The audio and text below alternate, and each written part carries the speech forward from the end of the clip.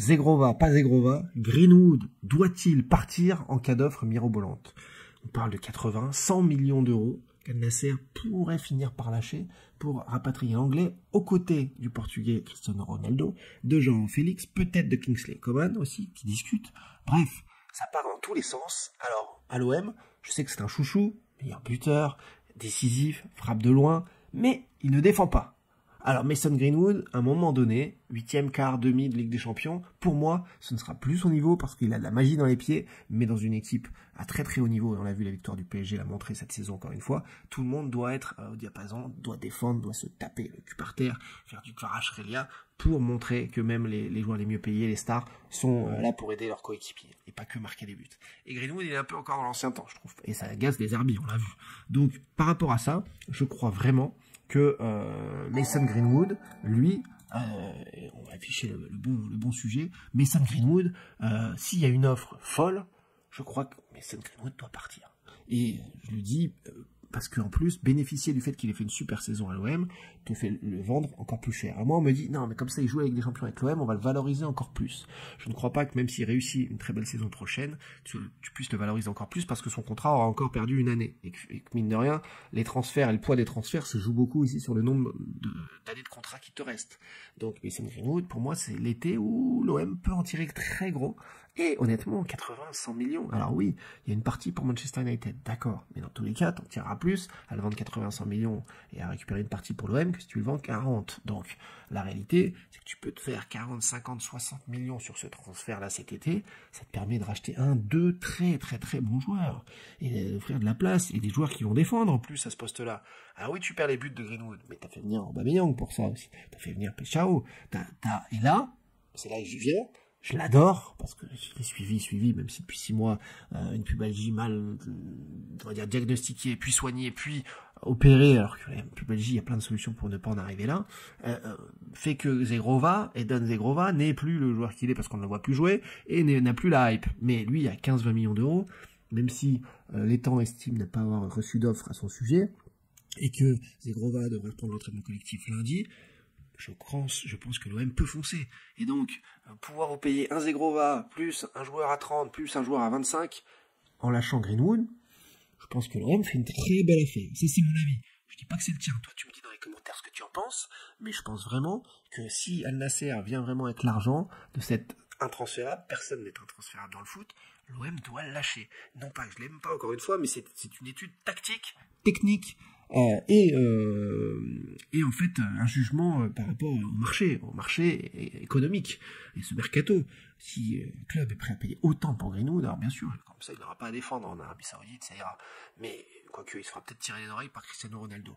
Mais là tu récupères un Zegrova qui est encore plus dribbleur que Greenwood, qui va casser des reins, qui va casser des défenses, offrir des brèches et donc des espaces aux autres par ses déplacements et ses dribbles. Il va offrir pas mal de passes décisives aussi.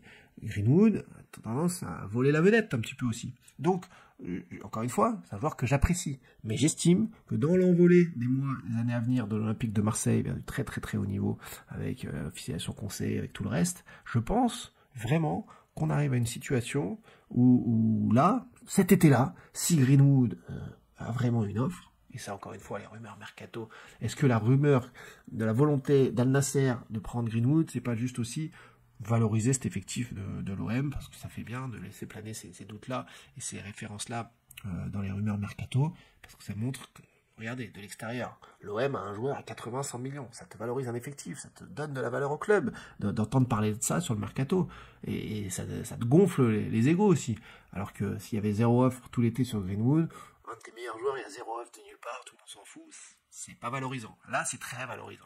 Et donc, c'est des bons coups aussi de communication, de voir que votre joueur star de l'an dernier est très valorisé par des offres exotiques, peu importe, Al Nasser, ça brille fort, mais c'est intéressant quand même.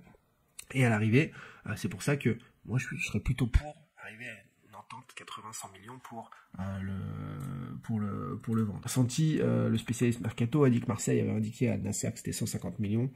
Ouais, je suis pas sûr que je pense qu'on est dans le délire mercato, mais très honnêtement, je sais qu'il y a une hype autour de lui à l'OM par rapport à ses buts, ses frappes de loin décisives, et que les supporters l'adorent. Je ne vois pas, alors à voir son niveau physique. Comment Edon Zegrova peut être une doublure de luxe, c'est ma question en dessous, de Mason Greenwood. Edon Zegrova, doublure de Mason Greenwood, je vois pas comment ça peut s'entendre, ça peut marcher sur l'année. Greenwood est-il capable de jouer tous les 3 jours aussi, de répéter les efforts? Pas sûr que Deserbi accepte qu'il ne fasse pas les efforts, encore plus dans les matchs difficiles de Ligue des Champions. Donc Zegrova, pour moi, ne peut pas être une doublure de luxe. Après, Zegrova peut aussi peut-être évoluer sur plusieurs postes de l'attaque. Greenwood peut aussi se recentrer un peu. Il y a plusieurs solutions, ils peuvent pourquoi pas jouer ensemble. Pas obligé de partir, c'est clair, mais je pense que la pioche Zegrova, même si Olivier Létang, je le rappelle, dit que pour l'instant il n'y a pas d'offre pour lui. Je pense qu'aujourd'hui les conditions sont pas forcément réunies pour qu'il puisse partir. Il est là, il est à la maison, il va bien. Et l'idée, le pacte avec lui, c'était effectivement que s'il reprend avec l'équipe professionnelle, c'est qu'il puisse faire la saison avec nous. Ce serait une super opportunité de marché pour l'Olympique de Marseille. Et un joueur et un style, alors je connais pas encore très bien Pechao, merci Oussouda pour le follow. Les profils sont totalement différents et donc c'est très intéressant pour l'Olympique de Marseille. Filet 86 qui nous dit, vu qu'on a été acheté, non tu n'as pas encore été acheté, il n'y a rien d'officiel mon ami, pas besoin de vendre nos meilleurs joueurs, ça n'a rien à voir, c'est pas parce que tu es riche par exemple que tu dois empiler les joueurs, tu as bien vu la catastrophe que c'était au PSG quand ils empilaient les joueurs, après tu sais plus comment les vendre, ils ont des salaires, donc non au contraire, il faut savoir gérer ton effectif même quand tu es riche comme le Real, comme le Barça, comme Manchester City, donc ça n'a rien à voir.